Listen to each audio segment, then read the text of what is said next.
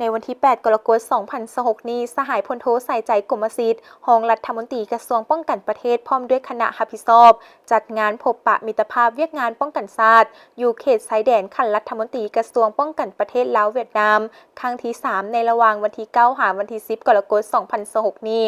อยู่ที่ด่านท้องถิ่นน้ำอ้อนแขวงบริคำไซ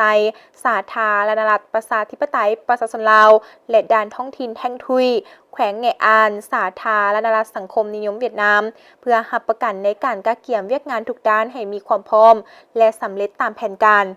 รลงเคลื่อนไหวซี่นำในครั้งนี้สหายรองรัฐมนตรีกระทรวงป้องกันประเทศได้เน้นหนักให้บรรดาอนุกรรมการเอาใจใส่ในเวียกงานป้องกันชาติพิธีการรับรองคณะผู้แทนการจัดสถานที่การจัดระบบการจราจรการคุ้มครองความปลอดภัยเวียกงานข่าวสารเวียกงานสาธารณสุขและการอำนวยความสะดวกให้บรรดากิจกรรมปิ่นอ้อมเพื่อรับประกันการจัดงานดำเนินไปด้วยผลสำเร็จ